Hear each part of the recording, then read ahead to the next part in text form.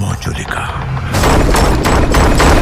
कहानी शुरू होती है एक पुरानी हवेली के बंद दरवाजे से। हवेली में राज करती थीं दो रानियां, मंजुलिका और एक दूसरी रानी। लेकिन सिंहासन का लालच उन दोनों की किस्मत में अंधेरा लेकर आता है। सिंहासन को पाने के लिए हवेली में चल रही थी साजिशें। एक रात हवेली के रहस्यमय गलियारों में कुछ ऐसा हुआ कि मंजुलिका और दूसरी रानी को बेरहमी से मार दिया गया। उनकी आत्माएं हवेली में कैद हो गईं, भटकती रहीं और इंतजार करती रहीं इंसाफ का।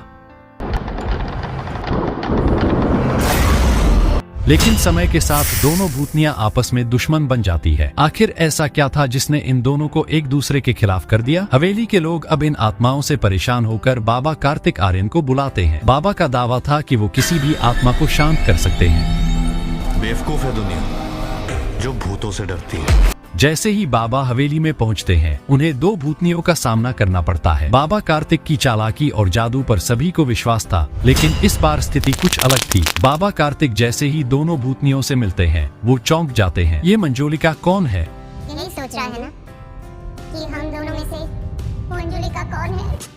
यह सवाल उनके दिमाग में गूंजता है, क्योंकि दोनों भूतनियां खुद को मंजुलिका बताती हैं। हवेली में अचानक से अजीब घटनाएं घटने लगती हैं। दरवाजे अपने आप बंद हो जाते हैं,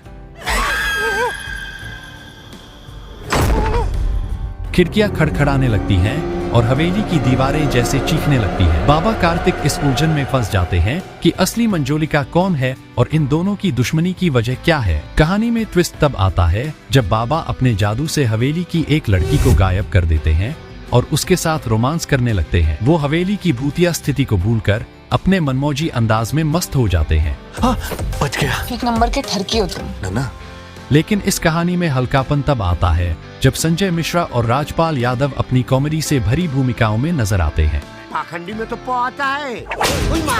हालांकि उनकी कॉमेडी आपको हंसाने के लिए मजबूर कर देगी, लेकिन कहानी का रहस्य इतना गहरा हो चुका है कि हंसी के पीछे का डर साफ महसूस होने लगता है। नेटफ्लिक्स कौन चालू किया रे साहब? आखिरकार कहानी के अंतिम क्षणों में सबसे बड़ा सवाल खड़ा होता है, मंजुलिका कौन है और इन दोनों की दुश्मनी की जड़ क्या है? कहानी में असली सस्पेंस तब आता है जब ये पता चलता है कि मंजुलिका और दूसरी रानी की दुश्मनी सिर्फ सिंहासन के लिए नहीं थी, बल्कि इसके पीछे और भी बड़े राज छुपे थे। सिंहासन का लालच ही इन दोनों की मौत का कारण था, या कोई और साजिश थी जो पर्दे के पीछे चल रही थी? क्या बाबा कार्तिक इन दोनों आत्माओं को शांति दे पाएंगे या खुद इस हवेली का हिस्सा बन जाएंगे? आओ ऊपर आओ। इस रहस्य से भरी कहानी का अंत आपको सोचने पर मजबूर कर देगा। भूल भुलैया 3 के इस रहस्य को पूरी तरह से जानने के लिए आपको इसकी कहानी थिएटर तक खींचकर ले ही जाएगी। अगर आपको ये वीडियो पसंद आई हो तो कृपया लाइक करें और हमारे चैनल को सब्सक्राइब करें, क्योंकि आपका सपोर्ट हमें और बेहतरीन कंटेंट बनाने के लिए प्रेरित करता है।